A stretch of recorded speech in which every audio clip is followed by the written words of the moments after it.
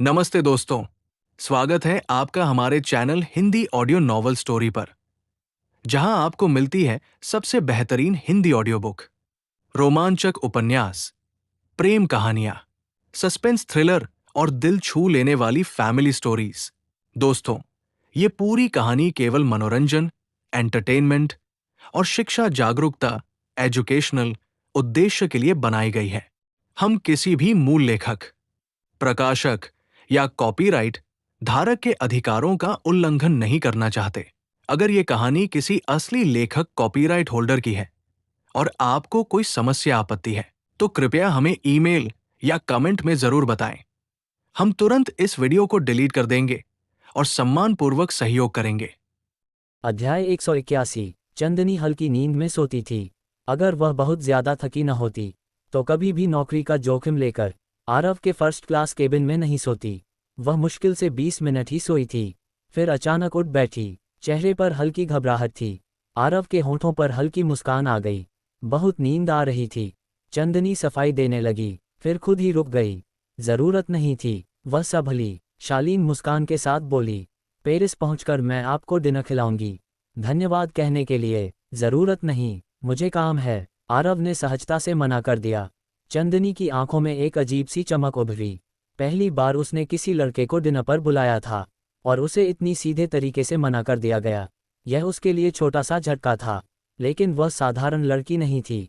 मुस्कुराई और चली गई। बाकी सफर शांत रहा। 10 घंटे बाद पेरिस एयरपोर्ट। शाम के करीब 7 बजे आरव ने तुरंत रिया मेहरा को फ़ोन लगाया, लेकिन फ़ोन उसकी असिस्टेंट ने उठाया। मैम फैशन शो में हैं, फ़ोन साथ नहीं है, 9 बजे तक लौटेंगी। आरव ने संदेश छोड़ दिया। फ़ोन काटकर उसने भीड़भाड़ वाले एयरपोर्ट को देखा। 2 घंटे खाली, कहाँ जाए सोचकर वह निकल पड़ा। मेट्रो बदली, लाइनें बदलीं। आधे घंटे बाद एफिल टॉवर के पास रात की रोशनी में टॉवर चमक रहा था। हवा ठंडी थी, माहौल शांत। जिना उसके कानों में इतिहास सुना रही थी। आरव बस देख रहा था, उसे ऊपर जाने की जरूरत नहीं थी, देखना ही काफी था। करीब आधे घंटे बाद वह वहां से निकल गया। पेट खाली था। रिया को आने में अभी 1 घंटा था, इसलिए उसने पास के एक मशहूर रेस्टोरेंट का रुख किया। बड़ी कांच की दीवार, सीधे सामने एफिल टॉवर का नज़ारा। वह बैठा ही था कि दरवाज़ा खुला और सामने चंदनी। दोनों की आंखें मिलीं। लगता है हमारी किस्मत अभी खत्म नहीं हुई, वह हल्की हैरानी के साथ मुस्कुराए। आरव ने कुर्सी की ओर इशारा किया। जब किस्मत है तो साथ खा लेते हैं, आज मेरी तरफ से धन्यवाद। वह बैठ गई। स्टेक ऑर्डर किया। आप पेरिस घूमने आए हैं? नहीं, एक दोस्त से मिलने। अभी तक मिली नहीं। चंदनी समझ गई कि वह ज्यादा नहीं बताना चाहता। उसने विषय बदल दिया। पेरिस की बातें, संस्कृति, रात का दृश्य। दोनों ज्यादा नहीं बोले, फिर भी अजीब सी सहजता थी। डिनर खत्म होते ही फोन बजा। रिया मेहरा, वह लौट आई थी। लोकेशन पूछी, रुकने को कहा। चंदनी ने धीरे पूछा, गर्लफ्रेंड? नहीं, दोस्त, फैशन डिजाइनर। आरव की आंखें शांत थीं। चंदनी ने महसूस किया वह झूठ नहीं बोल रहा। दिल में अनजानी राहत हुई। वह उठी। डिनर के लिए धन्यवाद, अब चलती हूँ। आरव ने सिर हिलाया। कुछ कदम बाद वह मुड़ी। अगर चौथी बार मिलें तो मान लूंगी किस्मत है। वह मुस्कुराई और चली गई। आरव कुछ क्षण सोचता रहा। 3 मुलाकातें एक दिन में, अगर चौथी हुई तो सचमुच अजीब होगा। कुछ ही देर बाद बाहर एक BMW Z4 आकर रुकी। रिया मेहरा उतरी। स्टाइलिश ड्रेस, आत्मविश्वास भरी चाल। पहले बताकर आते, भूल गया। चलो यहाँ नहीं, कहीं और बात करते हैं। दोनों कार में बैठकर निकल गए। उन्हें नहीं पता था, पास के एक चौक में चंदनी पत्थर की बेंच पर बैठी थी, हाथ में आइस्ड कॉफी। उसने कार जाते देखी, फिर अचानक उसकी आंखें चौड़ी हो गईं। रिया मेहरा, पेरिस एरिस्टोक्रेट की स्टार डिजाइनर। वह फुसफुसाए, आरव तुम आखिर हो कौन? उसी समय उसका फोन बज उठा। कहानी अब और दिलचस्प होने वाली थी। उंगली से दाहिनी ओर इशारा, आगे क्या होगा जानने के लिए जुड़े रहें हिंदी ऑडियो नॉवल स्टोरी पर। अध्याय 182। रिया मेहरा आरव को एफिल टॉवर के पास एक बार में लाए। पेरिस का माहौल अलग था। रोमांटिक रोशनी, हल्का जैज़, लेकिन आरव का ध्यान सिर्फ एक बात पर था। रिया ने वाइन मंगाई, खुद उसके गिलास में डाली। सोच रहे हो मैंने तुम्हें अचानक पेरिस क्यों बुलाया? आरव ने सिर हिलाया। रिया हल्का मुस्कुराई, फिर बोली, फ़ोन पर भी बात हो सकती थी, लेकिन तुमने कॉल ही नहीं किया, इसलिए मैंने तुम्हें यहाँ बुलाया। आरव चुप रहा। मुझे भूल गए थे क्या? नहीं, बस समझ नहीं आता था क्या बात करूं। रिया ने आंखें तरेरी, तो क्या बिना वजह कॉल नहीं कर सकते? कुछ पल बाद वह खुद हंस पड़ी। ठीक है, अब असली बात, वो सिया बहुत मशहूर हो गई है। तुम्हारी है ना? हाँ, रिया ने संतोष से सिर हिलाया। वो अगर विदेश आए तो दुनिया में छा सकती है। आरव समझ गया, तुम कुछ चाहती हो। रिया ने सीधे कहा, मैं प्रिंसेस थीम पर ड्रेस डिज़ाइन कर रही हूँ। उसके लिए सिया सबसे परफेक्ट है। क्या वो मेरी ब्रांड एम्बेसडर बनेगी? आरव ने सोचा, यह मौका बड़ा था। मैं बात करूंगा, शायद 1-2 महीने बाद। फैशन वीक तक इंतज़ार कर सकती हूँ। लेकिन अगर उसने मना किया तो हिसाब तुमसे लूंगी। स्वागत है। तभी संगीत बदला, जैज बीट। रिया ने हाथ बढ़ाया, डांस। देख लो, भूला तो नहीं? दोनों स्टेज पर गए, कदम तालमेल में। रिया का हाथ उसकी हथेली में, कमर पर उसकी हथेली। रिया का चेहरा लाल पड़ गया। उसे वही पुरानी याद आई, जब पहली बार उन्होंने साथ डांस सीखा था। उसी समय दरवाजे पर एक आकृति ठिठक गई। चंदनी वर्मा। वह अपनी 2 सहेलियों के साथ थी। उसने आरव को देखा, कुछ ही मिनट पहले रेस्टोरेंट में मिली थी, और अब फिर सामने। ये चौथी बार थी। वह कुछ पल तक वहीं खड़ी रही। सहेली ने पूछा, क्या हुआ? कुछ नहीं, चलो अंदर। स्टेज पर डांस खत्म हुआ। आरव नीचे उतरा, तभी उसकी नज़र चंदनी से मिली। दोनों कुछ सेकंड चुप। रिया ने धीरे पूछा, जानते हो उसे? आरव जवाब देता उससे पहले चंदनी आगे बढ़ी। चौथी बार। आरव मुस्कुराया, शायद आप सही थीं। चंदनी ने रिया की ओर हाथ बढ़ाया। रिया मेहरा, मैं आपकी फ़ैन हूँ। मेरा नाम चंदनी वर्मा। रिया ने हाथ मिलाया। वह पहचान गई, चंदनी ने वही ड्रेस पहनी थी जो उसने साल की शुरुआत में डिज़ाइन की थी। अगर आप चाहें तो साथ बैठें। रिया ने तुरंत हाँ कहा। आरव बस हल्का मुस्कुराया। अब वह बीच में था। एक तरफ पेरिस की डिज़ाइन क्वीन, दूसरी तरफ उड़ान की परी। और 4 मुलाकातें एक ही दिन में। क्या ये सचमुच सिर्फ संयोग था? उंगली से दाहिनी ओर इशारा, आगे क्या होगा? जानने के लिए जुड़े रहें हिंदी ऑडियो नॉवल स्टोरी पर। अध्याय 183। रिया मेहरा और चंदनी वर्मा आपस में बातें कर रही थीं। Fashion trends, summer collection, Paris runway. Aarav बिल्कुल साइड में। उसे कोई जानबूझकर नज़रअंदाज नहीं कर रहा था, बस मौका बड़ा था। रिया मेहरा से सीधे सवाल पूछने का मौका। तभी बार का दरवाज़ा खुला। 2 पुरुष, एक महिला। दोनों पुरुष महंगे सूट में। एक करीब 40 साल का, दूसरा 30 के आसपास। महिला भी 30 के करीब। परिपक्व, आकर्षक 40 वर्षीय पुरुष का हाथ थामे हुए वे सीधे इसी टेबल की ओर आए। छोटे वाले की नज़रें सीधे चंदनी पर टिकी थीं। थोड़ी देर में परिचय हुआ। 40 वर्षीय झांग जोंगटाओ, एयरपोर्ट कैप्टन। तलाकशुदा 30 वर्षीय जोंग जिफेंग, को पायलट। अविवाहित महिला डोना, पेरिस में बड़े सुपरमार्केट की मालिक। तीनों के जुड़ते ही माहौल बदल गया। रिया फिर से केंद्र में। फैशन की चर्चा तेज। आरव और भी अलग थलग। वह चुपचाप अलग सोफे पर बैठ गया, रेड वाइन का घूंट लिया। कुछ देर बाद चंदनी उठी, हाथ में गिलास। आरव के सामने बैठ गई। जोंग जिफेंग की आंखों में जलन साफ थी। हमारी चौथी मुलाकात के नाम। चंदनी मुस्कुराए, जरूर। गिलास टकराए। उसी समय जोंग जिफेंग भी आ बैठा। मैं आज देश से सिया के साइन किए हुए एल्बम मंगवाया हूँ, अगर चाहो तो अभी मंगवा दूँ। चंदनी की आंखें चमकीं। वह सिया को जानती थी, एक ही शहर से थीं। पर उसने सिर हिलाया, धन्यवाद, कभी खुद मिलकर लूंगी। जोंग जिफेंग ने जबरन मुस्कान ओढ़ ली। चंदनी ने तुरंत आरव की ओर देखा। डांस करेंगे? उसकी आंखों में हल्की विनती थी। वह पीछा छुड़ाना चाहती थी। आरव खड़ा हुआ, खुशी से। दोनों स्टेज पर पहुंचे, हाथों में हाथ, कमर पर आरव की हथेली। चंदनी का दिल तेज धड़कने लगा। इतनी पास, इतनी गर्माहट। उसका मन एक पल को खाली हो गया। उसे डर लगा, क्या वह सच में? अचानक उसका पैर फिसला, आरव के जूते पर चढ़ गया। सॉरी। चेहरा लाल। कोई बात नहीं, जारी रखें। आरव शांत था। डांस पूरा हुआ। नीचे जोंग जिफेंग का चेहरा पीला पड़ चुका था। रिया सब देख रही थी। उसकी आंखों में हल्की चमक थी। कुछ देर बाद आरव और रिया निकल गए। कार में रिया मुस्कुराए, तुमने उसका नंबर क्यों ठुकराया? आरव हंसा, मैंने कहा अगर 5वीं बार मिलें तो मैं खुद मांगूंगा। रिया की आंखें फैल गईं। अगर सच में मिले तो मानूंगी, किस्मत है। आरव चुप रहा। उसके लिए यह बस एक खूबसूरत संयोग था। जरूरी नहीं हर संयोग को कहानी बनाया जाए। रिया ने गाड़ी मोड़ी, एक शांत विला एरिया में दाखिल हुई। आज मेरे घर रुक जाओ, कल मैं तुम्हें पेरिस घुमाऊंगी। जैसा तुम चाहो। आरव ने सहजता से कहा। उसे पता था, अगर वह कल लौटेगा तो फ्लाइट में चंदनी से फिर मुलाकात हो सकती है, लेकिन वह वैसी 5वीं मुलाकात नहीं होगी जिसका उसने जिक्र किया था। इसलिए उसने तय किया, एक दिन बाद लौटेगा। अब सवाल था, क्या 5वीं मुलाकात सच में होगी, या 4 बार ही कहानी का सबसे सुंदर हिस्सा था। उंगली से दाहिनी ओर इशारा, आगे क्या होगा, जानने के लिए जुड़े रहें हिंदी ऑडियो नॉवल स्टोरी पर। अध्याय 184। रिया मेहरा का विला साधारण नहीं था। ये वही इलाका था जहां पेरिस एरिस्टोक्रेट के डिजाइनर और बड़े अधिकारी रहते थे। यह विला बिकाऊ नहीं था। रिया ब्रांड की एस डिजाइनर थी। उसका विला भी सबसे बेहतरीन में से एक था। BMW Z4 गेट पर रुकी। रिमोट से गेट खुला, गाड़ी सीधे अंदर चली गई। विला बहुत बड़ा नहीं था, करीब 200 वर्ग मीटर, लेकिन डिजाइन शानदार। अंदर घुसते ही रिया रुकी। एक बात पहले बता दूं, अंदर जाकर हंसना मत, वरना सच में नाराज हो जाऊंगी। आरव ने सिर हिलाया। दरवाजा खुला और अगला पल आरव समझ गया क्यों चेतावनी दी गई थी। ड्राइंग रूम पूरी तरह बिखरा हुआ। सोफे पर स्नैक्स के पैकेट, टेबल पर खाली बोतलें, डिजाइन स्केच हर तरफ, फर्श पर फटे कागज, किचन में बिना धुले बर्तन।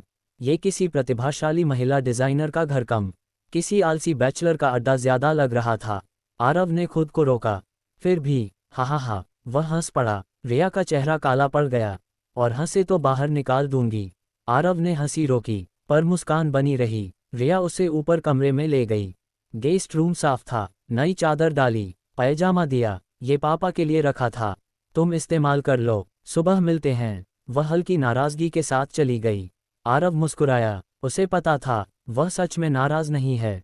वह नहाकर बिस्तर पर लेट गया। उधर रिया अपने कमरे में। कमरा उससे भी ज्यादा बिखरा हुआ, कपड़े हर तरफ। वह बड़बड़ा रही थी, हंस रहा था मुझ पर, देख लूंगी। वह नहाने चली गई। कुछ देर बाद धप, भारी चीज गिरने की आवाज। फिर रिया की दर्द भरी आवाज।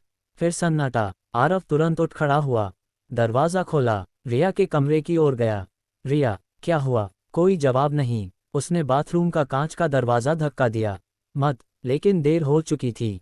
दरवाजा खुल चुका था। रिया फर्श पर बैठी थी, घुटनों को पकड़े हुए। घुटना छिल गया था, नीला पड़ता हुआ। आरव ने तुरंत नजर हटाए, दरवाजा बंद कर दिया। उसने सिर्फ इतना देखा था, रिया गिर गई थी और घायल थी। अंदर रिया का चेहरा लाल, आंखें भीगी, शर्म से, दर्द से। वह फिसल गई थी, घुटना चोटिल, कमर भी लग गई थी। कुछ सेकंड की लापरवाही, और अब दर्द भी था, झेप भी। बाहर खड़ा आरव गंभीर हो गया। मजाक खत्म। अब सवाल था, वह अंदर कैसे मदद करे, बिना स्थिति को और असहज बनाए।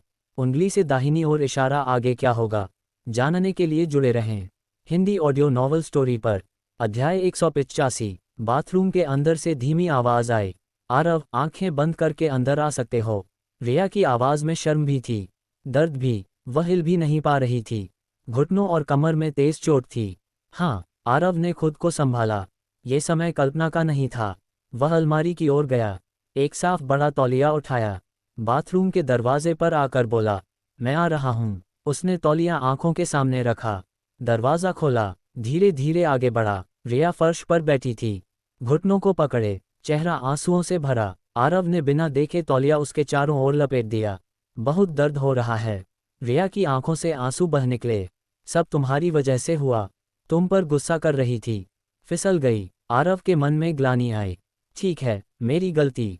पहले तुम्हें बिस्तर पर ले चलता हूँ, वरना सूजन बढ़ जाएगी। अस्पताल चलें। जरूरत नहीं, मेरे पास तरीका है। उसने सावधानी से रिया को उठाया, चोट वाली जगह से हाथ बचाते हुए।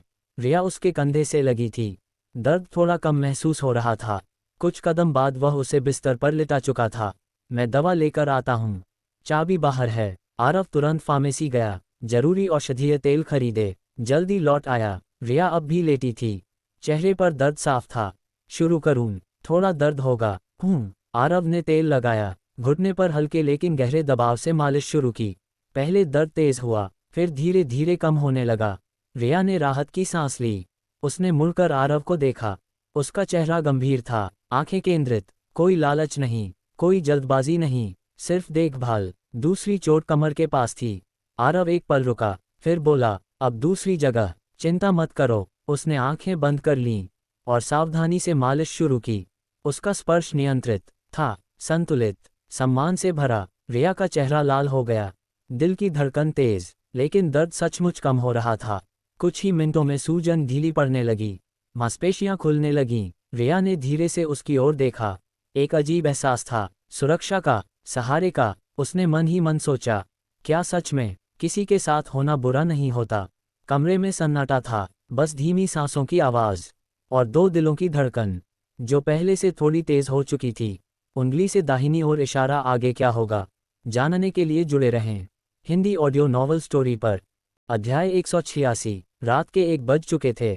आरव ने रिया की मालिश पूरी की। नीले निशान लगभग गायब हो चुके थे, बस हल्की सी छाया बची थी। रिया दर्द से थक चुकी थी, मालिश के बाद गहरी नींद में चली गई। आरव ने उसे जगाया नहीं, चादर ठीक से ओढ़ाए कमरे से बाहर निकल गया। लेकिन उसके अपने मन में हलचल थी। आंखें बंद थीं, फिर भी कल्पनाएं चलती रहीं। नींद नहीं आई। आखिर उसने झाड़ू उठाए, पूरा हॉल साफ किया, बर्तन धोए, ड्राइंग समेटी। 3 बजे तक घर चमकने लगा, तब जाकर वह सोया। सुबह 8 बजे उठा, नीचे आया। रिया पहले से जागी थी, नाश्ता बना चुकी थी। आओ नाश्ता करो, वह सामान्य दिख रही थी, लेकिन कुछ बदला हुआ था। आरव समझ नहीं पाया क्या। दोनों ने पिछली रात की बात नहीं की। नाश्ते के बाद वे बाहर निकले। Champagne street, Arc de Triomphe, Seine नदी की सैर, Notre Dame, Louvre, Place de la Concorde. Riya पूरे दिन खुश रही। कभी कभी उसने आरव का हाथ पकड़ लिया, जैसे कोई जोड़ा घूम रहा हो। आरव ने कुछ नहीं कहा। उसे लगा, आज की रिया अलग है। शाम को लौटे। रिया थक गई थी, सीधे सोने चली गई। अगली सुबह वह खुद आरव को एयरपोर्ट छोड़ने गई। सिया को मत भूलना और मुझे कॉल करना जरूर। आरव मुस्कुराया। वह मुड़ा। रिया की आंखों में हल्की उदासी थी। First class cabin. आरव ने फिर 2 सीटें लीं। 10 घंटे का सफ़र। उसने सोचा, चंदनी तो कल की फ्लाइट से लौट गई थी, आज मुलाकात संभव नहीं। तभी वही चेहरा, चंदनी वर्मा। दोनों कुछ सेकंड तक चुप। आप तो कल लौट रहे थे। मैंने शिफ्ट बदल ली। 5वीं मुलाकात इतनी आसान नहीं होनी चाहिए थी। आरव मुस्कुराया। लगता है सोच एक जैसी थी। दोनों हंसे। क्या छठी मुलाकात होगी? चंदनी ने पूछा। संभव है। इस बार दोनों को विश्वास था। पूरे सफर में चंदनी सामान्य रही। खाना परोसा, हल्की बातें। आरव ने नंबर नहीं मांगा, चंदनी ने भी नहीं दिया। दोनों समझते थे, कुछ चीजें मजबूर नहीं की जाती। रात में आरव शहर एफ लौटा। गाड़ी चलाते हुए उसके मन में वही मुस्कान घूमती रही। क्या सच में छठी मुलाकात होगी, या ये 5 बार ही कहानी की सीमा थी? उंगली से दाहिनी ओर इशारा। आगे क्या होगा, जानने के लिए जुड़े रहें हिंदी ऑडियो नॉवल स्टोरी पर। अध्याय 187। समय के अंतर के कारण। जब आरव विला नंबर 15 लौटा, तब रात लगभग 12 बज चुकी थी, लेकिन विला की लाइटें अभी भी जल रही थीं। गुजियाए और बाकी लोग सो चुके थे, पर सिया पियानो रूम में थी। दरवाज़ा बंद, हल्की पियानो धुन बाहर तक आ रही थी। आरव की तीव्र सुनने की क्षमता के कारण वह हर सुर साफ सुन पा रहा था। कुछ देर सुनने के बाद उसे एहसास हुआ कि यह कोई परिचित रचना नहीं थी। धुन नई थी, कुछ हिस्से अभी अधूरे थे, कुछ जगहें कच्ची थीं, लेकिन संपूर्ण भाव ताज़ा, उत्साहपूर्ण, आनंद से भरा। ये स्पष्ट था, ये सिया की अपनी रचना थी। उसकी प्रतिभा सच में असाधारण थी। इतने कम समय में इतनी प्रगति, शायद एक दिन वह सचमुच विश्वस्तरीय रचना कर सके। आरव तुरंत अपने कमरे में नहीं गया। उसने धीरे से पियानो रूम का दरवाज़ा खोला। अंदर सिया रेशमी नाइटगाउन में बैठी थी, पूरी तन्मयता से पियानो बजा रही थी। नाइटगाउन पतला था, स्पष्ट था कि वह इसे बाहर नहीं पहनती। शायद उसे लगा था कि आरव घर पर नहीं है। सफ़ेद रोशनी में उसकी कोमल त्वचा हल्के से झलक रही थी, घुटनों तक झलकती उसकी पतली गोरी टांगें। उसकी पवित्र मुस्कान, देवी जैसी निर्मल आभा, और इस पल की स्त्री सुलभ कोमलता, ये संयोजन किसी भी पुरुष के लिए अत्यंत आकर्षक था। सिया ने दरवाजे की हल्की आवाज़ सुनी। उसे लगा गुजियाए आई होगी। धुन खत्म कर वह मुड़ी और चौंक गई। आरव उससे 3 कदम दूर खड़ा था। आरव, तुम वापस आ गए? उसने आश्चर्य से पूछा, फिर तुरंत अपने सीने को ढंक लिया। वह तैयार नहीं थी। क्यों? क्या तुम नहीं चाहती थी कि मैं आऊं? आरव मुस्कुराया। नहीं, मेरा वो मतलब नहीं। वह घबरा गई। बहुत देर हो गई है, मैं सोने जा रही हूँ। वह निकलने लगी, लेकिन अगले ही क्षण उसकी कमर पर मजबूत बाहें आ गईं। आह! वह हल्की चीख पड़ी। आरव ने उसके कान के पास झुककर धीरे कहा, सिया, तुम इसमें बहुत सुंदर लग रही हो। क्या कभी कभी मेरे सामने भी पहनोगी? सिया का चेहरा और लाल हो गया। दिल में हल्की खुशी भी थी। दीदी ने कहा है, ये सिर्फ अकेले में पहनना चाहिए, तुम्हारे सामने नहीं, वरना तुम। वह रुक गई, कह नहीं पाए, मैं क्या? आरव ने हल्की गर्म सांस उसके कान पर छोड़ी। उसका शरीर कांप उठा। अचानक दरवाजे पर हल्की खांसी की आवाज़, सिया जैसे बिजली छू गई हो। तुरंत होश में आए, दरवाजे पर गूंजी आए, उसका चेहरा भी लाल था। आरव, तुम बहुत शरारती हो। सिया झटके से अलग हुई और भागकर बाहर निकल गई। आरव ने मुस्कुराकर उसे जाते देखा, फिर उसकी नज़र गूंजियाई पर गई। उस नज़र में हल्की गर्माहट थी। गूंजियाई तुरंत नज़रें चुराकर चली गई। पियानो रूम में आरव अकेला रह गया। वह हल्का मुस्कुराया। रात अभी लंबी थी। उंगली से दाहिनी ओर इशारा, आगे क्या होगा जानने के लिए जुड़े रहें हिंदी ऑडियो नॉवल स्टोरी पर। अध्याय 188। अपने कमरे में लौटकर आरव लगभग 10 मिनट तक शॉवर के नीचे खड़ा रहा। ठंडा पानी उसके सिर से बहता रहा। वह खुद को शांत करने की कोशिश करता रहा। उसे गूंजियाई की जाते समय वाली मुस्कान याद आ रही थी। उसके अंदर हल्की जलन थी। वह सच में उसके कमरे में जाना चाहता था, लेकिन पेन योंगहुआ पास ही थी। कमरे जुड़े हुए थे, थोड़ी सी भी आवाज़ और सब समझ में आ सकता था। आरव ऐसा जोखिम नहीं लेना चाहता था। आधे घंटे बाद वह पूरी तरह शांत हुआ, बिस्तर पर लेट गया और ज्ञान क्षेत्र का अभ्यास शुरू कर दिया। अगली सुबह वह जल्दी उठ गया। आज उसने बाहर जाकर ताइजी या अन्य अभ्यास नहीं किए। वह बाथरूम में ही बॉडी ट्रांसफॉर्मेशन टेक्निक और फॉल्स ग्रेविटी स्पेस का अभ्यास करने लगा। उसकी ताकत और गति 350 से ऊपर पहुंच चुकी थी। वह इसे जल्द से जल्द 400 तक ले जाना चाहता था। अभ्यास खत्म कर वह नीचे आया। नाश्ता तैयार था। सिया, गूंजियाई, सुश्वेरू सब मौजूद। सिया का चेहरा हल्का लाल था। वह आरव की ओर देखने से बच रही थी। गूंजियाई भी असहज थी। आरव ने उसे एक नज़र देखा। वह नज़र बहुत कुछ कह रही थी। सुश्वेरू बोली, फिल्मिंग टीम आ चुकी है, सेट तैयार है, आज सुबह शूट शुरू कर सकते हैं। ठीक है, आरव ने सिर हिलाया। सिया, तैयार हो जाओ, मैं अभी आती हूँ। वह जल्दी से ऊपर भाग गई। स्टूडियो पूरी तरह नीले रंग से सजा था। बीच में सफ़ेद पियानो। सिया सफ़ेद गाउन में बैठी। उसकी पवित्र छवि और भी उभर आई। उसे बस लव ऑफ द स्काई बजाना था। कैमरे अलग अलग एंगल से शूट कर रहे थे। सुश्वेरू धीरे से बोली, ये वज़न घटाने की दवा का विज्ञापन है, क्या ये कॉन्सेप्ट मेल खाएगा? आरव मुस्कुराया, नतीजा उम्मीद से बेहतर होगा। शूट 1 घंटे में पूरा हो गया। पोस्ट प्रोडक्शन आरव खुद करेगा। वापस विला भेजकर आरव किन्यान डेवलपमेंट जोन पहुंचा। निर्माण कार्य लगभग पूरा ढांचा ले चुका था। गूंजियाई इंजीनियर से बात कर रही थी। तुम यहाँ, तुमसे मिलने। उसके होंठों पर हल्की मुस्कान थी। गूंजियाई समझ गई। उसका चेहरा लाल हो गया। कल की बात का हिसाब नहीं देना, आरव ने धीरे से कहा। वह उसका हाथ पकड़कर बाहर ले गया। ऑडी A8L में दोनों बैठे। गूंजियाई की धड़कन तेज थी। आरव ने कार स्टार्ट की। एक हाथ से ड्राइव कर रहा था, दूसरा हाथ धीरे से उसकी जांघ पर टिक गया। आरव, यहाँ नहीं। उसकी आवाज़ कांपी। आरव मुस्कुराया, पर कुछ नहीं बोला। कार कन्वेंशन होटल की ओर बढ़ रही थी। गूंजियाई को एहसास था, अब बचना मुश्किल है। उसकी सांसें तेज थीं, मन में घबराहट भी थी और एक अनकही चाह भी। कहानी अब एक नए मोड़ पर थी। उंगली से दाहिनी ओर इशारा, आगे क्या होगा जानने के लिए जुड़े रहें हिंदी ऑडियो नॉवल स्टोरी पर। अध्याय 189। 1 घंटे से अधिक समय बाद होटल के स्वीट में आरव संतुष्ट भाव से बिस्तर पर लेटा था। गूंजियाई उसकी बाहों में गहरी नींद में थी। थकान और उत्तेजना ने उसे पूरी तरह निढाल कर दिया था। आरव ने धीरे से उसके होंठों को चूमा, लेकिन वह सोने वाला नहीं था। उसका ध्यान अब उस विज्ञापन पर था जिसे शिया के लिए तैयार किया जा रहा था। आरव नहीं चाहता था कि शिया की छवि पर कोई नकारात्मक असर पड़े, इसलिए उसने तय किया था कि वह अन्य विज्ञापनों की तरह शिया को आकर्षक या खुला पहनावा नहीं पहनाएगा। उसकी वर्तमान पवित्र और देवी जैसी छवि किसी भी कीमत पर प्रभावित नहीं होनी चाहिए। तो समाधान क्या था? दृश्य प्रभाव, पूर्ण दृश्य झटका। शूट से पहले ही आरव और जीना ने कई बार चर्चा की थी। जीना ने भविष्य के अनेक स्लिमिंग विज्ञापनों के उदाहरण दिखाए। अध्ययन के बाद दोनों ने एक योजना तय की। जैसे ही फुटेज मिला, आरव ने जीना को पोस्ट प्रोडक्शन शुरू करने दिया।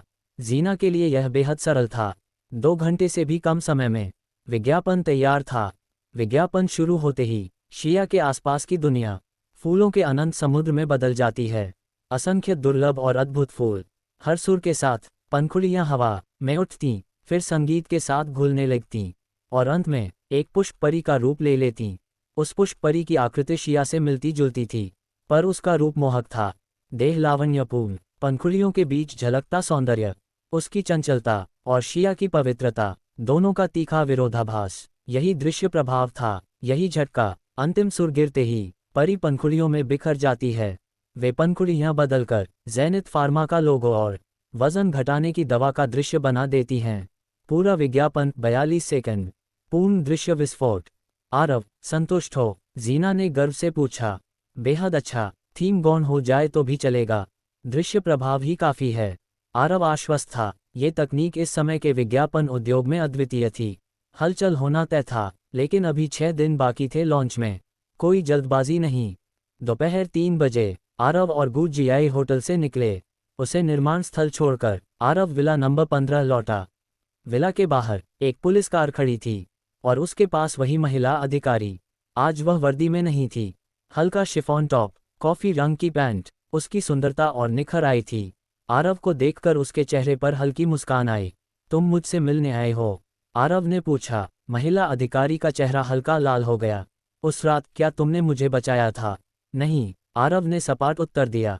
मैंने सीसीटीवी देखा है, होटल मालिक से भी पूछ लिया, वो तुम ही थे। तो फिर मान लो। आरव का स्वर अब भी ठंडा था। धन्यवाद, अगर तुम न होते तो। वह रुक गई। बीती बात है, अब मुझे अंदर जाना है। आरव मुड़ गया। रुको, क्या मैं तुम्हें एक भोजन पर आमंत्रित कर सकती हूँ? पिछली बार के व्यवहार के लिए माफ़ी भी। ज़रूरत नहीं, अभी समय नहीं है, फिर कभी। आरव बिना रुके आगे बढ़ गया। महिला अधिकारी वहीं खड़ी रह गई। उसकी आंखों में कृतज्ञता भी थी और एक जिज्ञासा भी। आरव दरवाजे के अंदर चला गया। कहानी का एक और धागा जुड़ चुका था। उंगली से दाहिनी ओर इशारा, आगे क्या मोड़ आएगा, जानने के लिए जुड़े रहें हिंदी ऑडियो नॉवल स्टोरी पर। अध्याय 190। आरव की बेरुखी देखकर महिला पुलिस अधिकारी को पीछे हटना पड़ा। जैसे ही आरव विला के गेट के अंदर गया, उसका फोन बज उठा। स्क्रीन पर नाम देखकर उसकी आंखों में हल्की हैरानी उभरी। कॉल तांग फैंग का था। तांग फैंग अच्छा इंसान था। दोनों के बीच आधी दोस्ती कही जा सकती थी, इसलिए पुलिस अधिकारी का निमंत्रण उसने ठुकरा दिया, पर तांग फैंग का नहीं। मुलाकात रात 8 बजे थी। अभी 4 घंटे बाकी थे। आरव जल्दी में नहीं था। फोन काटकर वह अंदर चला गया। दूसरी मंजिल पर सिया पियानो का अभ्यास कर रही थी। कुछ ही दिनों में उसका राष्ट्रीय टूर शुरू होने वाला था। उसे तैयारी करनी थी। आरव ने जो नई धुनें दी थीं, उन्हें भी पूरी तरह अभ्यास करना था। वे धुनें लव ऑफ द स्काई जितनी प्रसिद्ध नहीं थीं, लेकिन हर एक विश्व स्तरीय थी। पेंग योंगहुआ पास बैठी थी। सू शुएरू लगातार फॉर्म भर रही थी। अगले महीने का पूरा शेड्यूल बन रहा था। हर कदम सावधानी से तय किया जा रहा था। आरव ने उन्हें परेशान नहीं किया। वह सीधे अपने कमरे में चला गया। उसने जीना को कंप्यूटर से जोड़ा, विज्ञापन को पेन ड्राइव में कॉपी किया। कुछ दिनों में वह इसे रोहित मल्होत्रा को देगा। फिर उसने ज्ञान क्षेत्र का अध्ययन शुरू कर दिया। शाम 7:30 बजे आरव विला से निकला। मुलाकात ग्लोरी वर्ल्ड ब्यूटी बार में तय थी। ये सूर्य नगर के बड़े बारों में से एक था, लेकिन वह सीधे वहां नहीं गया। पहले वह अरहान और रितिका को लेने गया। तांग फैंग ने कहा था, सिर्फ पीना है, कुछ दोस्त भी आएंगे। आज कोई और प्रोग्राम है क्या? कार में बैठते ही अरहान ने पूछा। रितिका पीछे बैठी थी, वह भी उत्सुक थी। नहीं, आरव ने शांत स्वर में कहा, आज सिर्फ पीना है। अगर तुम्हें कुछ और करना हो तो अपनी मर्जी। अफसोस, अरहान ने निराश होकर कहा। रितिका ने भी हल्का चेहरा बनाया। आरव चुप रहा। वह गाड़ी चलाता रहा। जीना रास्ता बता रही थी। जल्द ही वे पार्किंग में पहुंच गए।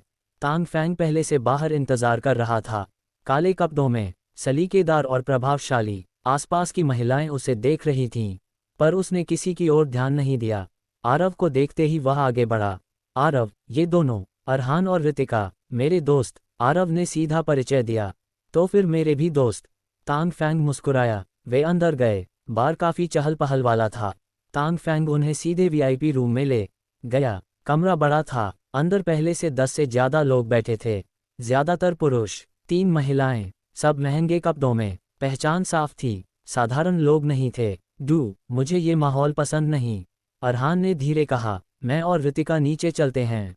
ठीक है, आरव ने सिर हिलाया। दोनों खुशी से निकल गए। तांग फैंग ने परिचय कराया। सब इलेक्ट्रिकल उद्योग से जुड़े थे, कुछ खुद मालिक, कुछ बड़े उद्योगपतियों के बेटे। एक स्काई इलेक्ट्रिक का उत्तराधिकारी था, दूसरी बोआन इलेक्ट्रिक की बेटी थी। ये कंपनियां तांगफैंग के परिवार की तयांग इलेक्ट्रिक से थोड़ी छोटी थीं। तांगफैंग ने आरव का परिचय सिर्फ एक शब्द से दिया, दोस्त, बस इतना। लेकिन सबकी जिज्ञासा बढ़ गई। आरव शांत रहा, उसने कुछ पल गलिए। चर्चा शुरू हुई। मुख्य विषय था इलेक्ट्रिकल मशीनरी एसोसिएशन की स्थापना। सूर्यनगर में कंपनियां बहुत थीं, मूल्य प्रतिस्पर्धा तीव्र थी, मुनाफा घट रहा था, झेजियांग की कंपनियां उभर रही थीं। कई लोगों को संकट महसूस हुआ, इसलिए एक संघ बनाने का प्रस्ताव रखा गया।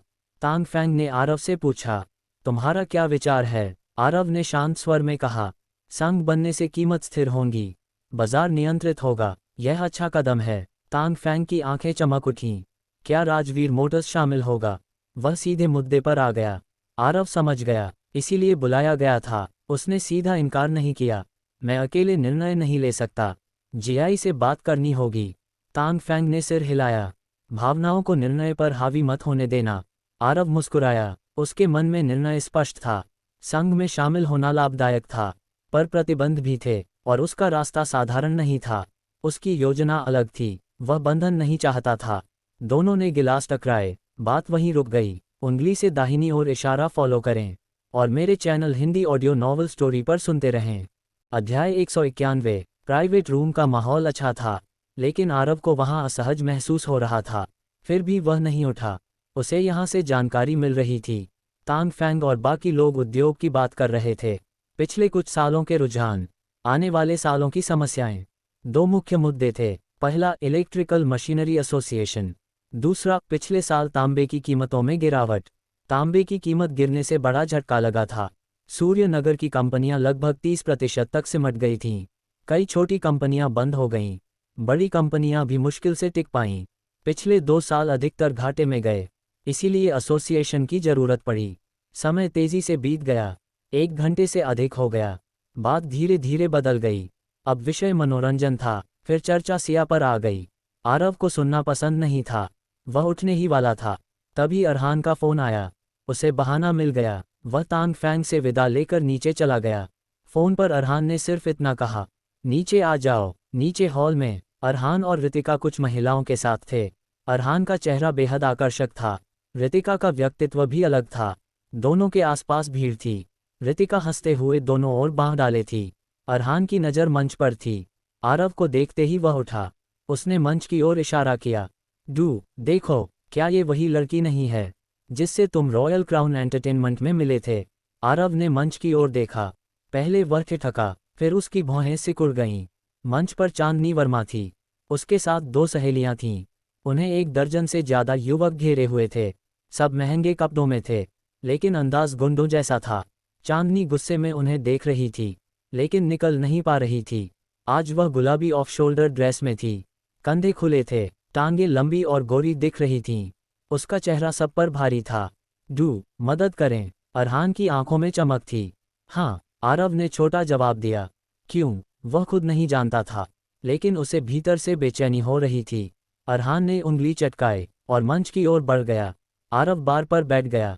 मंच पर चांदनी बेहद परेशान थी। आज वह अपनी 2 सहेलियों के साथ आई थी। डिनर के बाद वे यहाँ आ गईं। कुछ देर डांस किया, फिर कुछ लड़कों ने छूने की कोशिश की। डांटने पर वे घेर कर खड़े हो गए। 3 लड़कियां, सामने दर्जन भर लड़के, नीचे और लोग बैठे हंस रहे थे। चांदनी पुलिस को फोन करने वाली थी, तभी उसने एक परिचित चेहरा देखा। उसकी आंखों में उम्मीद आई। उसने हॉल में खोजा, आरव पर नजर पड़ी, लेकिन आरव ने बस एक बार देखा, फिर नजर हटा ली। उसका चेहरा सख्त था। तभी अरहान भीड़ में घुस गया। धक्का लगा, एक युवक से हाथापाई शुरू हुई। आरव ने ध्यान से देखा, ये युवक साधारण नहीं थे, उनकी चाल संतुलित थी। अरहान तुरंत उन्हें नहीं गिरा सका। आरव की नज़र नीचे एक टेबल पर गई। 7 युवक बैठे थे, 4 खड़े हो चुके थे, 3 बैठे रहे। उनकी नज़रें तेज थीं। आरव समझ गया, ये तीनों प्रशिक्षित हैं। अरहान अकेला भारी पड़ सकता है। उसी समय रितिका आए। मैं भी जाऊं? जाओ। रितिका मंच पर चढ़ गई। अब स्थिति थोड़ी बदली। दोनों ने बढ़त ली, लेकिन नीचे वाले भी जुड़ गए। संख्या बढ़ गई। अरहान और रितिका पीछे हटने लगे। मंच पर बाकी लोग हट गए। जगह खाली हो गई। चांदनी और उसकी सहेलियां वहीं खड़ी रहीं। उनके चेहरों पर चिंता थी। अरहान और ऋतिका धीरे धीरे पीछे धकेले गए। असल में उनकी ताकत ज़्यादा थी, लेकिन सामने वालों की संख्या और तालमेल बेहतर था। और ऋतिका आमतौर पर दीपक राणा के साथ लड़ती थी। उसके बिना उसकी ताकत कम हो गई। अब वे चांदनी के सामने आ चुके थे। युवकों ने उन्हें घेर लिया। एक ने अरहान से कहा, हीरो बन रहे हो, कौशल ठीक है, लेकिन बहुत नाजुक हो। फिर उसने ऋतिका को देखा, हंसकर बोला, ये तो असली माल है, देखें कितना गर्म है। ऋतिका की आंखें ठंडी हो गईं। वह बोली, गर्मी सह पाओगे? सब हंस पड़े। दिखाओ। ऋतिका अचानक आगे बढ़ी। उसने जोरदार किक मारी। एक युवक पीछे उछल गया। वह गिरा नहीं, साथियों ने संभाल लिया। वह गरजा, मारो इसे। सब उसकी ओर बढ़े, लेकिन ऋतिका के चेहरे पर अजीब मुस्कान थी, क्योंकि उसी पल एक आकृति उसके आगे आ खड़ी हुई। आरव। वह शांत था, लेकिन उसकी आंखें ठंडी थीं। वह जानता था, अब उसे उतरना ही होगा। और ये लोग साधारण नहीं थे। उनकी पहचान कुछ और थी। उंगली से दाहिनी ओर इशारा फॉलो करें। और मेरे channel Hindi audio novel story पर सुनते रहें। अध्याय 192। आरव को अपने सामने खड़ा देख चांदनी के चेहरे पर चिंता थी। उसे पता था कि अरहान और ऋतिका मजबूत हैं, लेकिन उसने कभी आरव को लड़ते नहीं देखा था। वह जल्दी से आगे आए। आरव, ये लोग बहुत हैं, तुम चले जाओ, ये हमें कुछ नहीं करेंगे। आरव जानता था कि उसकी बात गलत नहीं थी। पहले ये लोग सिर्फ छूने तक सीमित थे, लेकिन अब बात अलग थी। उन्होंने ऋतिका का अपमान किया था। ये चांदनी की वजह से नहीं था। जाना चाहते हो, अब भी जा सकते हो। जिस युवक को ऋतिका ने मारा था वह हंसा। उसे विश्वास था, उनका सबसे मजबूत साथी अभी तक उतरा नहीं था। तो आकर देख लो, आरव ने शांत स्वर में कहा। अगले ही पल युवक की आंखों के सामने धुंध छा गई। आरव उसके सामने था। एक तेज किक, सीधा पेट में। वह मंच से नीचे जा गिरा। कोई संभाल भी नहीं पाया। वह गंभीर रूप से घायल था। बाकी सब स्तब्ध रह गए। चांदनी ने मुंह ढक लिया। उसे यकीन नहीं हुआ, जैसे कोई एक्शन फिल्म चल रही हो।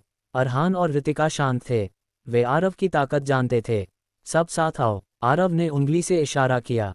उसका चेहरा ठंडा था। दफे का बदला लो, एक ने चिल्लाया। सब एक साथ टूट पड़े। संख्या ज्यादा थी, लेकिन आरव के लिए खतरा नहीं। उसकी डायनामिक विशन सक्रिय थी। हर मूव साफ दिख रहा था। उसकी गति और ताकत 400 के करीब थी।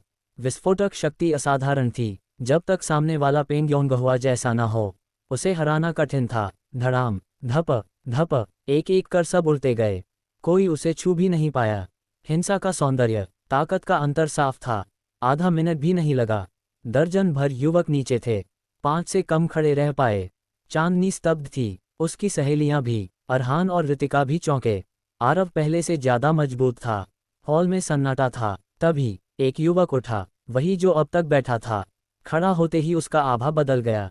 उसके शरीर से दबाव निकल रहा था, कुछ वैसा जैसा पहली बार तेजस राठौर से मिला था। वह सीधे मंच पर कूदा। 1 मीटर ऊंचाई, आसानी से। वह आरव के सामने आया। आरव ने ध्यान से देखा। शरीर संतुलित, कदम स्थिर, मार्शल कलाकार जैसा। ताकत तेजस के बराबर, पेंग योंगहुआ से कम। अच्छी कला है, कुछ चालें खेलें, उसने ठंडे स्वर में कहा। भीतर से वह चकित था। उसे हल्का भय महसूस हुआ, लेकिन पीछे नहीं हटा। आओ, आरव ने स्वीकार किया। युवक तोप के गोले की तरह बढ़ा। मुठियां कसी हुई, आक्रमण तीव्र। आरव ने साधारण ताई ची पुश किया। वार एक ओर हट गया। युवक ने संतुलन खोकर भी पलटा। किक मारी, लेकिन आरव की नज़र तेज थी। उसने किक का इंतजार नहीं किया। गु योंगचुन की आंतरिक दीवार तकनीक। सीधा प्रहार, भारी शक्ति। युवक मंच से बाहर जा गिरा। वह गिरते हुए भी संभल गया। जमीन से टकराया नहीं, लेकिन वह समझ गया, अंतर बहुत बड़ा है। आगे बढ़ना अपमान होगा। चलो, उसने अपने लोगों को बुलाया। सब घायल थे, कई सहारे से चले। चलते हैं, आरव ने कहा। अब रुकना ठीक नहीं था। उसने अरहान और ऋतिका से विदा ली। चांदनी से कुछ नहीं कहा। चांदनी ने महसूस किया, आरव थोड़ा ठंडा हो गया है। उसके दिल में अजीब कसक हुई। वह असहज थी। जब आरव बाहर निकल रहा था, वह पीछे दौड़ी। आरव कार की ओर जा रहा था। तभी आवाज आई, आरव, बात कर सकते हैं। वह हल्का हाँफ रही थी। इससे पहले कि आरव बोले, अरहान ने कहा, हमें छोड़ने की जरूरत नहीं, हम खुद चले जाएंगे। ऋतिका मुस्कराए। दोनों चले गए। स्पष्ट था, वे उन्हें अकेला छोड़ना चाहते थे। आरव मन ही मन असहज हुआ। बात कुछ नहीं थी, लेकिन अब जैसे कुछ हो। उसने चांदनी की ओर देखा। चेहरा गंभीर था। ठीक है, लेकिन यहाँ नहीं, कहीं और चलते हैं। हाँ, उसके चेहरे पर मुस्कान खिल उठी। दोनों कार की ओर बढ़े। चांदनी ने ऑडी A8L देखी। हल्का आश्चर्य हुआ, लेकिन कुछ नहीं कहा। वह बैठ गई। कार रात में आगे बढ़ गई। उंगली से दाहिनी ओर इशारा फॉलो करें और मेरे channel Hindi audio novel story पर सुनते रहें। अध्याय 193। आरव, क्या तुम मुझसे नफरत करते हो? कार में बैठी चांदनी ने धीमे स्वर में पूछा। उसे लग रहा था कि आरव पहले से ठंडा है। उसके दिल में अजीब खालीपन था, जैसे कुछ खो गया हो। ऐसा क्यों कह रही हो? आरव के भीतर हल्की झुंझलाहट थी, लेकिन उसने उसे दबा लिया। उसकी आवाज़ शांत थी। चांदनी के लिए यही शांति यातना थी। वह बोली, क्या तुम्हें मेरा उस जगह जाना पसंद नहीं? कहते ही उसे एहसास हुआ, उसका लहजा जैसे किसी रिश्ते वाला था। आरव की आंखों में हल्की चमक आई। उसे भी लगा, दोनों के बीच कुछ बदल रहा है, लेकिन वह इसे आगे नहीं बढ़ाना चाहता था। उसके पास पहले ही 3 अपने लोग थे। वह लालची नहीं था। चांदनी बेहद सुंदर थी, लेकिन वह और उलझन नहीं चाहता था। इसलिए उसने जानबूझकर ठंडा स्वर अपनाया। तुम्हें मेरी परवाह करने की जरूरत नहीं। हम सिर्फ सामान्य दोस्त हैं। मुझे तुम्हें रोकने का अधिकार नहीं। सामान्य दोस्त, चांदनी ने धीरे दोहराया। उसकी आंखें मंद हो गईं। उसे दर्द हुआ। उसे खुद भी समझ नहीं आया, वह इतना क्यों परवाह कर रही है। उसने अचानक कहा, अगर तुम्हें पसंद नहीं, तो मैं ऐसी जगह नहीं जाऊंगी। उसका चेहरा लाल था, ये जैसे प्रेमियों की बातचीत थी। आरव ने उसकी आवाज़ में बदलाव महसूस किया और भी दृढ़ हो गया। तुम्हें मेरे लिए बदलने की जरूरत नहीं। हम सिर्फ सामान्य दोस्त हैं। उसने फिर जोर देकर कहा। चांदनी चुप हो गई। उसने कभी सोचा नहीं था छठी मुलाकात ऐसी होगी। अगर पता होता, वह शायद मिलना ही नहीं चाहती। आरव ने उसकी ओर देखना टाल दिया।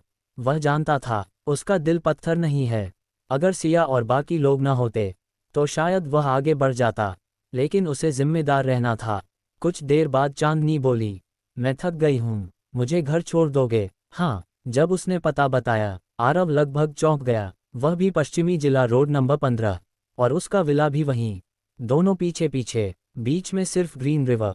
लेकिन उसने कुछ नहीं कहा, चुपचाप गाड़ी मोड़ दी। रास्ते में दोनों शांत थे। चांदनी खिड़की से बाहर देख रही थी, कुछ सोच रही थी। भव्य विला सामने आया। यह उसके विला से भी बड़ा था। स्पष्ट था, परिवार साधारण नहीं। गाड़ी रुकी। धन्यवाद। वह उतरी। आरव ने हल्की सांस ली और गाड़ी मोड़ ली। गाड़ी जाते ही चांदनी वहीं बैठ गई, सिर बाहों में, कंधे कांप रहे थे। आरव भी शांत नहीं था। वह भी उस छठी मुलाकात को याद कर रहा था। संयोग पर संयोग, लेकिन उसने कठोर निर्णय लिया था। विला 15 पहुंचा, नहाकर खिड़की के पास बैठ गया। सामने वही विला दिख रहा था। उसे लगा, शायद फिर मिलेंगे। पर्दे खींचने ही वाला था, तभी उसने देखा, चांदनी पीछे के गेट से निकली। ग्रीन रिवर के किनारे बैठ गई। आंखें लाल थीं। वह पानी को देख रही थी। दुख साफ था। आरव का दिल पिघलने लगा, लेकिन उसने पर्दे बंद कर दिए, लाइट बंद की और पढ़ाई में डूब गया। रात के 3 बजे वह उठा, अनायास फिर पर्दे की ओर देखा। किनारा खाली था। उसे हल्की कमी महसूस हुई। अगले कुछ दिन वह विला में ही रहा। दिन में माँ के साथ समय बिताया, उन्हें धूप में बैठाया, कहानियाँ सुनाई। बाकी समय पढ़ाई, सिया के साथ अभ्यास, कभी कभी जिया के साथ साइट पर। ज़ेनिथ फॉर्मा की तैयारी जारी थी। उत्पादन तेज था। राष्ट्रीय प्रमोशन की योजना तैयार थी। आरव ने शिना द्वारा बनाई विज्ञापन फिल्म दिखाए। जिया और बाकी सब स्तब्ध रह गए। पेंग योंगहुआ भी चौंक गई। आरव पहले से जानता था, असर बड़ा होगा। महीने के आखिरी दिन रात को रोहित मल्होत्रा का फोन आया। राष्ट्रीय प्रचार तैयार था, बस सिया का विज्ञापन चाहिए था। आरव इसी क्षण का इंतजार कर रहा था। वह तुरंत ज़ेनिथ फॉर्मा की ओर निकल गया। उंगली से दाहिनी ओर इशारा फॉलो करें और मेरे channel Hindi audio novel story पर सुनते रहें। अध्याय 194। रोहित मल्होत्रा द्वारा तैयार की गई मार्केटिंग योजना आरव के हाथ में थी। वह उसे ध्यान से पढ़ रहा था। ये योजना आरव के भविष्य के विज्ञापन विचारों पर आधारित थी। हालांकि यह पूरी तरह उसकी अपेक्षा के अनुरूप नहीं थी, लेकिन संतोषजनक थी। आरव ने फाइल बंद की। इसी योजना पर काम करो, लेकिन मुख्य फोकस विज्ञापन पर रहेगा। प्राइम टाइम में प्रसारण सुनिश्चित करो। रोहित ने सिर हिलाया। मैंने राष्ट्रीय चैनल और स्थानीय चैनलों से बात कर ली है। कीमत ज़्यादा है, लेकिन स्लॉट रात 8:30 से 9 बजे के बीच हैं। प्रभाव अच्छा होगा। आरव संतुष्ट था। उसने जेब से USB निकाली। सिया का विज्ञापन तैयार है, तैयारी शुरू करो। रोहित ने उत्साह से यूएसबी ली। 3 दिन में सब तैयार होगा, फिर राष्ट्रीय प्रचार शुरू कर देंगे। ठीक है, प्रचार शुरू होने पर हर शहर की स्थिति देखेंगे। रोहित चला गया। आरव ने अरहान की ओर देखा। वह चाकू घुमा रहा था। अरहान, कुछ दिन और मेहनत करनी होगी। यह महत्वपूर्ण समय है, इसके बाद तुम्हारे लिए बड़ा काम है। अरहान की आंखें चमक उठीं। क्या वह रॉयल क्राउन वाली घटना से जुड़ा है? दिलचस्पी है, बहुत। वह हंसा। जब वक्त आएगा, मैं पूरी ताकत से साथ रहूंगा। आरव मुस्कुराया। उसे पता था, अरहान सच कह रहा है। राष्ट्रीय प्रचार 3 सितंबर तय हुआ। प्रेस कॉन्फ्रेंस होगी। सिया ब्रांड एम्बेसडर के रूप में आएगी। विज्ञापन का प्रीमियर भी होगा। 1 सितंबर को आरव श्यामनगर के लिए निकला। क्लियरलिंक इलेक्ट्रॉनिक्स को 1 महीना हो चुका था। तनिष वर्मा ने रिपोर्ट देने के लिए बुलाया था। आरव ने कहा था, सामने आकर बताओ। सुबह 10 बजे आरव पहुंच गया। तनिष तैयार था। सीओ आरव, 1 महीने में 23 लाख रजिस्ट्रेशन, औसतन 3.3 लाख ऑनलाइन, अधिकतम 3.4 लाख पार। आरव ने सिर हिलाया। वह संतुष्ट था। गेम स्थिर था, गिरावट नहीं दिखी। तनिष आगे बोला, 1 महीने में कुल आय 2.12 करोड़ रुपए, शुद्ध लाभ 1.435 करोड़। उसका चेहरा उत्साहित था। उसे 2% शेयर थे। डिविडेंड लगभग 3 लाख रुपए। उसके लिए बड़ी रकम। आरव ने पूछा, दूसरे चरण का विकास 80% पूरा, मुख्य समस्याएं हल, 10 दिन में पूरा, फिर 2-3 क्लोज बीटा, 1 अक्टूबर लॉन्च। ठीक है, तीसरा चरण तुरंत शुरू करो। जरूरत हो तो अन्य कंपनियों से लोग भर्ती करो, अधिक वेतन दो। समझ गया, आरव बोला। हार्डवेयर कंपनी पर नजर रखो, छोटी भी चलेगी, खरीदने की संभावना देखो। तनिष समझ गया। क्लियरलिंक हार्डवेयर में प्रवेश, कुछ ऐसा ही, खरीद के बाद विस्तार करेंगे। आरव भविष्य जानता था। हार्डवेयर उद्योग लाभदायक था, सॉफ्टवेयर और बड़े ऑनलाइन गेम भी लक्ष्य थे, लेकिन अभी जल्दबाजी नहीं। ठीक है, मैं देखता हूँ। आरव ने कंपनी का निरीक्षण किया। दोपहर का भोजन शेयरधारकों के साथ किया। कंपनी की वृद्धि से सब खुश थे। आरव ने कहा, ऑफिस फ्रंट का नवीनीकरण करो, भव्य दिखना चाहिए। एक बेंगुओ एस सीरीज कार भी लो। अब कंपनी का स्तर बढ़ चुका था। वह शाम तक वापस सूर्यनगर लौटा। 3 सितंबर का इंतजार शुरू हुआ। सिया की यात्रा योजना तय थी। प्रेस कॉन्फ्रेंस के बाद वह बीजिंग जाएगी, फिर शंघाई, फिर ग्वांगझोऊ, अंत में सूर्यनगर। पूरा दौरा 1 महीना। आरव जानता था, आने वाले दिन निर्णायक होंगे। उंगली से दाहिनी ओर इशारा फॉलो करें और मेरे channel Hindi audio novel story पर सुनते रहें। अध्याय 195। 3 सितंबर। देश के सभी बड़े मीडिया हाउस ज़ेनिथ फॉर्मा के अस्थायी कॉन्फ्रेंस हॉल में इकट्ठा हुए। पिछले कुछ दिनों से सिया के वजन घटाने वाली दवा के विज्ञापन की खबर इंटरनेट पर फैल चुकी थी। ज़ेनिथ की दवा ने पहले ही अच्छी प्रतिष्ठा बना ली थी। रोहित मल्होत्रा ने आरव के निर्देश पर कई वीडियो रिकॉर्ड कर ऑनलाइन डाले थे। कुछ लोग अब भी शक में थे, लेकिन विश्वास करने वालों की संख्या बढ़ रही थी। सबसे ज्यादा चर्चा सिया के विज्ञापन को लेकर थी। लोग जानना चाहते थे, वह कितना साहसी विज्ञापन होगा। कुछ विरोध भी था। दोपहर 3 बजे पूरा हॉल भरा हुआ था। 300 से अधिक मीडिया प्रतिनिधि मौजूद थे। मुख्यधारा के चैनल, प्रसिद्ध पत्रकार। आरव सामने नहीं आया, ऐसे मंच पर उसका आना उचित नहीं था। सम्मेलन की मेजबानी रोहित ने की। पहले सिया मंच पर आए। वह वही ड्रेस पहने थी जो विज्ञापन शूट में पहनी थी। बाल हल्के बंधे थे, चेहरा शांत, मुस्कान कोमल। पूरा वातावरण उज्ज्वल हो गया। पूरा कार्यक्रम लाइव स्ट्रीम हो रहा था। सिया एक लाल कपड़े के सामने खड़ी हुई। काउंटडाउन शुरू हुआ। 10, 9, 8। जैसे ही 0 आया, लाल पर्दा हट गया। पीछे विशाल स्क्रीन थी। लाइट्स मंद हो गईं। 10 सेकंड का काउंटडाउन। फिर फूलों की दुनिया उभरी। स्क्रीन बेहद बड़ी थी, प्रभाव सिनेमाघर जैसा। 60 सेकंड का विज्ञापन, लेकिन दृश्य प्रभाव अद्भुत। कंप्यूटर ग्राफिक्स किसी फिल्म से कम नहीं। फूलों के बीच सिया, संगीत के साथ उड़ती पंखुड़ियां, फूल परी का प्रकट होना, सौंदर्य और पवित्रता का विरोधाभास। अंत में ब्रांड का उद्भव। पूरा हॉल तालियों से गूंज उठा। पहला कदम सफल। इसके बाद प्रेस कॉन्फ्रेंस सहज रही। सिया ने आत्मविश्वास से प्रश्नों के उत्तर दिए। फिर रोहित ने 3 साल की एंडोर्समेंट फीस का चेक दिया, 18 करोड़ रुपए। साथ ही घोषणा की, भविष्य के लाभ का 2%। सिया चैरिटी फंड को दान होगा। पूरा हॉल फिर गूंज उठा। आरव पर्दे के पीछे से देख रहा था। उसे आने वाले प्रभाव का अंदाजा था। अगर अब भी बिक्री न होती तो सब व्यर्थ था, लेकिन ऐसा नहीं हुआ। प्रेस कॉन्फ्रेंस के तुरंत बाद इंटरनेट पर तूफान आ गया। विरोध गायब हो गया। सब विज्ञापन की तारीफ कर रहे थे। रात को टीवी प्रसारण हुआ। जेनिथ फार्मा पूरे देश में चर्चा का विषय बन गया। पहले दिन ही 60 करोड़ रुपए के ऑर्डर, दूसरे दिन 150 करोड़ पार। अभी शहरों में ऑफलाइन प्रमोशन शुरू भी नहीं हुआ था। रोहित उत्साहित था। आरव की तैयारी ने काम किया। उत्पादन पहले से बढ़ाया गया था, अब विस्तार की जरूरत थी। 3 नई उत्पादन लाइनें, 40 करोड़ निवेश, भर्ती तेज हुई। 4 दिन में कुल ऑर्डर 300 करोड़ पार, लगभग 200 करोड़ शुद्ध लाभ। लेकिन आरव ने लाभ बांटा नहीं, सब विस्तार में लगाया। विकास की गति अद्भुत थी। दूसरे दिन आरव सिया को एयरपोर्ट छोड़ने गया। आरव, सच में ले जाओगे? सिया ने उत्सुकता से पूछा। हाँ, टूर के बाद पेरिस चलेंगे। सिया की आंखों में चमक थी। विदेश में वह खुलकर घूम सकेगी। आरव ने सुजाता से कहा, टूर के बाद 1 महीना विदेश का प्लान बनाओ। ठीक है, उसी दौरान बोर्ड गठन भी शुरू करूंगी। सिया, चैरिटी फंड का भविष्य उसी पर है, मैं संभाल लूंगी। सिया बोर्डिंग गेट पर चली गई। आरव ने उसे जाते देखा, मुड़ा। क्षण भर के लिए एक और चेहरा उभरा, चांदनी का। कई दिन से मुलाकात नहीं हुई। ग्रीन रिवर अब भी वैसी थी, लेकिन वह नहीं। आरव ने मन शांत किया, अगर नियति होगी फिर मिलेंगे। इसके बाद आरव और रोहित देश भर में घूमे। हर शहर में लंबी कतारें, सीमित स्टॉक, कुछ ही मिनटों में समाप्त।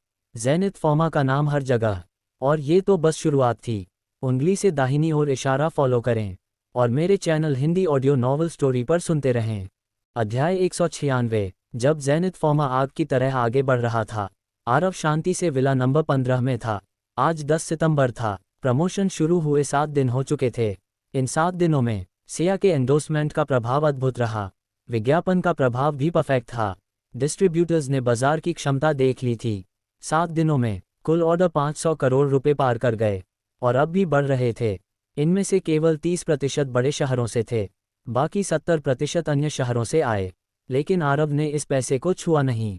ये निवेश था। उसने पहले ही रोहित मल्होत्रा को साफ कहा था, दान की राशि छोड़कर सारा लाभ विस्तार में लगेगा।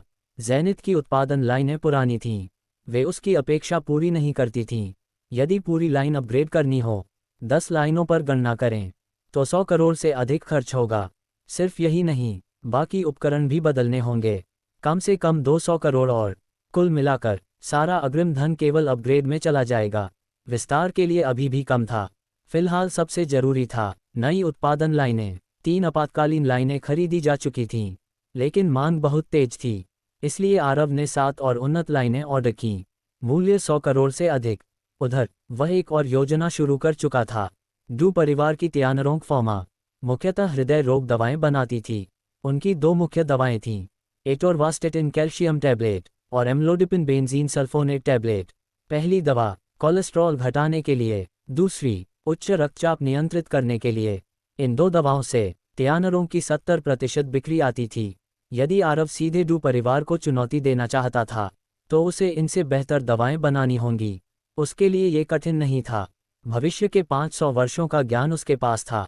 जीना के साथ चर्चा के बाद उसने 2 नए फॉर्मूले तय किए। प्रभावशीलता दोगुनी थी। उसी सुबह उसने रोहित मल्होत्रा को विला बुलाया। चेयरमैन डू, ये 2 फॉर्मूले क्या हैं? रोहित ने पूछा। आरव ने कहा, रिसर्च विभाग को दो, जल्दी से विकास शुरू करो, फिर अनुमोदन के लिए भेजो। वजन घटाने वाली दवा के बाद ये हमारे मुख्य उत्पाद होंगे। उसकी आवाज में पूर्ण विश्वास था। रोहित की आंखों में उत्साह था। तियानरों से उसकी पुरानी दुश्मनी थी, अब उसे बदला लेने का मौका दिखा। मैं तुरंत काम शुरू करता हूँ। वह चला गया। थोड़ी देर बाद जिया मल्होत्रा लौट आए। अरहान और रितिका अब साइट संभाल रहे थे। जिया हाल में आई। उसकी सिल्वर पोश कार बाहर खड़ी थी। आज उसने हल्का बेज स्वेटर पहना था, स्किन फिट जीन्स। उसकी चाल में आत्मविश्वास था। आरव सोफे पर बैठा था। वह पास आकर बैठ गई। आरव, सिया का टूर परसों से शुरू है। मैं आज दोपहर बीजिंग जा रही हूँ, तुम चलोगे? पहला कॉन्सर्ट 12 सितंबर को था, फिर हर 3 दिन में एक कार्यक्रम व्यस्त था। आरव ने सोचा, 2 दिन मुझे काम है, तुम पहले जाओ, कॉन्सर्ट शुरू होने से पहले मैं आ जाऊंगा। जिया ने सिर हिलाया। सिया निराश होगी अगर तुम नहीं आए। आऊंगा, आरव ने धीरे से पूछा। कब निकल रही हो? लंच के बाद। हॉल में कोई नहीं था, न सविता दोपहर बाद आती थी, माँ बाहर धूप ले रही थीं। आरव ने उसकी ओर देखा। उसकी आंखों में शरारत थी। वह झुका, धीरे से फुसफुसाया, 2 घंटे हैं, ऊपर चलें। जिया का चेहरा लाल हो गया। नहीं, वह जल्दी से उठी, सीढ़ियों की ओर भागी। उसकी चाल में लचक थी। आरव मुस्कुराया और उसके पीछे चला गया। उंगली से दाहिनी ओर इशारा फॉलो करें और मेरे channel Hindi audio novel story पर सुनते रहें। अध्याय 197। जिया माल्होत्रा कुछ दिनों के लिए जा रही थी। आरव उसे ऐसे ही जाने नहीं देने वाला था। ऊपर जाते ही उसने जिया को सीधे अपने कमरे में उठा लिया। कुछ देर बाद जिया पूरी तरह थक चुकी थी। दोपहर में आरव ने उसे एयरपोर्ट छोड़ा। जिया ने जाते समय उसे घूरा।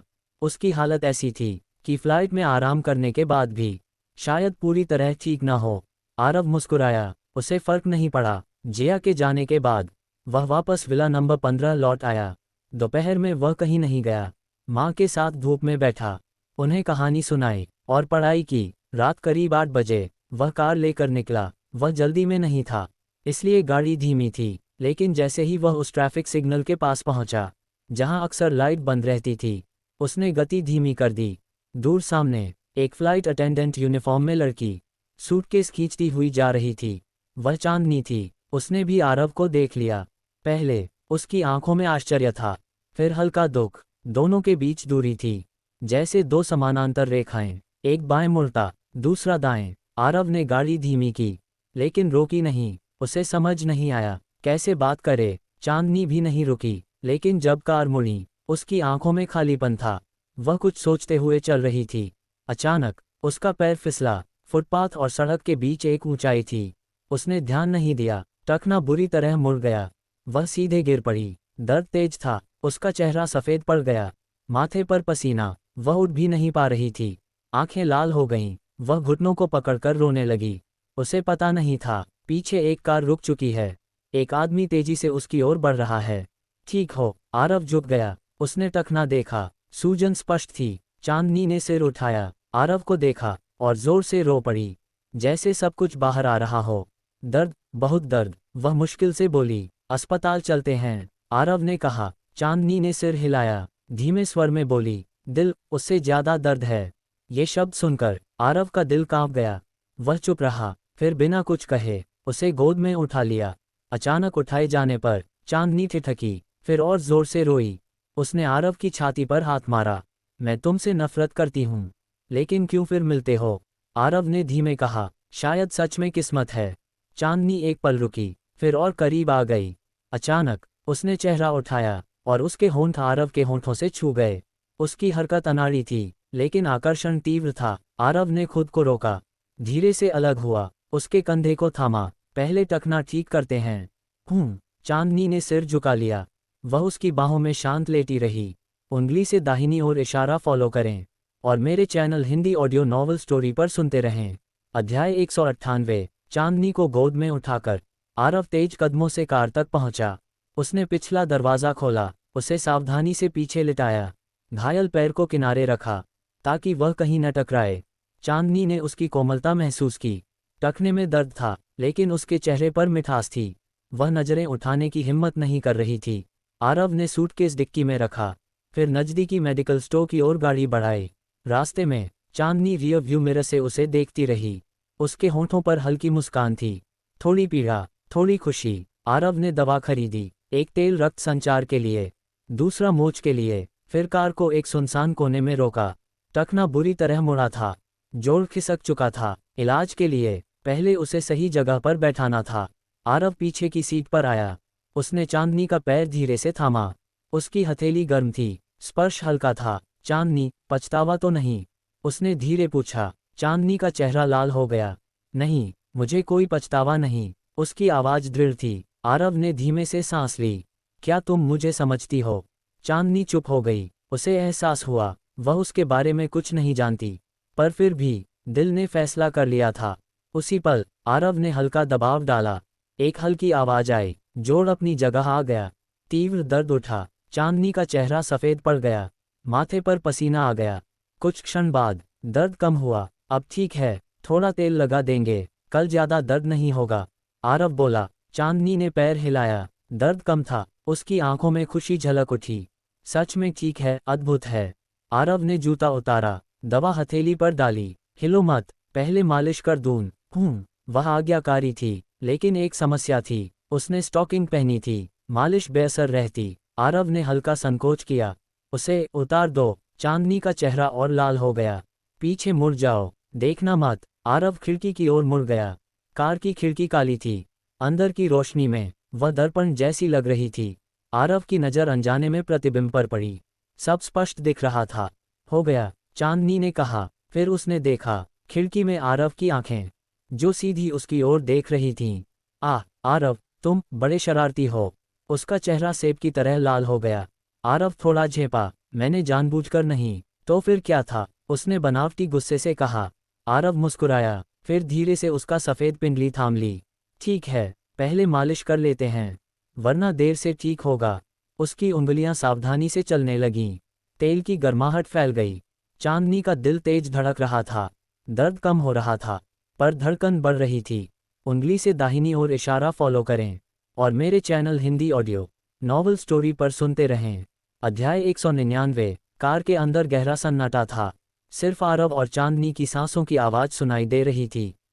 आरव ने महसूस किया, माहौल कुछ अलग था। उसके हाथ अब भी चांदनी के सफ़ेद कोमल पैरों को थामे हुए थे। उसे साफ महसूस हो रहा था, चांदनी का शरीर धीरे धीरे गर्म हो रहा है। उसकी आंखें सामान्य से ज़्यादा चमक रही थीं, जैसे शरद ऋतु की अर्धचंद्रमा, हल्की तरंगों से भरी हुई।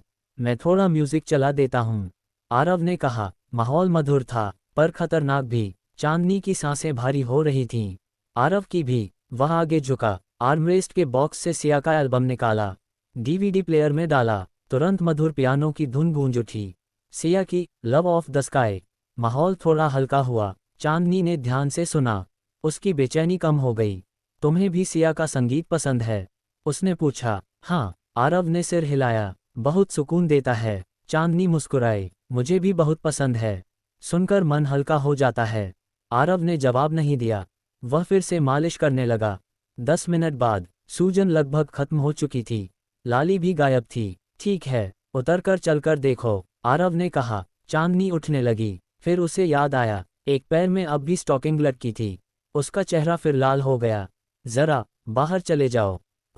आरव बाहर उतर गया। 2 मिनट बाद चांदनी बाहर आई। उसने धीरे से जमीन पर पैर रखा। कोई दर्द नहीं। उसकी आंखें चमक उठीं। वह हल्के कदमों से चली। सच में दर्द नहीं है? तुम कमाल हो। आरव ने घड़ी देखी। मुझे एक जगह जाना है। तुम्हें घर छोड़ दूं? चांदनी का चेहरा हल्का उतर गया। क्या मैं साथ चल सकती हूँ? उसने उम्मीद से पूछा। आरव ने सोचा, फिर सिर हिलाया। चल सकती हो, पर आदत मत डाल लेना। चांदनी मुस्कुराई। तुम साथ हो तो कहीं भी डर नहीं। दोनों कार में बैठे। इस बार चांदनी आगे बैठी। वह सीधी बैठी थी। उसकी कमर की रेखा स्पष्ट थी। लंबी टांगें साथ सटी हुईं। स्टॉकिंग तनी हुई। आकर्षण स्वाभाविक था। अचानक उसने फ्लाइट अटेंडेंट की टोपी उतारी, बाल खोल दिए, गले का स्कार्फ हटाया। सिर्फ छोटे बदलाव थे, पर उसका पूरा व्यक्तित्व बदल गया। अब वह और भी फैशनेबल लग रही थी। थोड़ी सेक्सी, थोड़ी आकर्षक। आरव, मैं सुंदर हूँ? उसने उम्मीद से पूछा। आरव ने कहा, फिर जोड़ा, तुम सबसे सुंदर हो जिन्हें मैंने देखा है। वह सच कह रहा था। चांदनी झेप गई। दिल और मीठा हो गया, पर उसके मन में एक गांठ थी। वह जानना चाहती थी, आरव कौन है सच में, पर पूछने से डरती थी। उसे डर था, सवाल पूछते ही शायद वह उसे खो दे। कार इंपीरियल क्लब के बाहर रुकी। दोनों उतरे। एक युवक आगे आया, लगभग 25 साल का, आंखें तेज। क्या आप आरव हैं? उसने विनम्रता से पूछा। उसकी नज़र चांदनी पर पड़ी।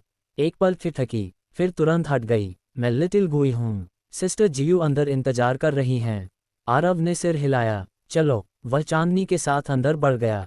चांदनी के मन में हलचल थी। पहली मुलाकात भी यहीं हुई थी।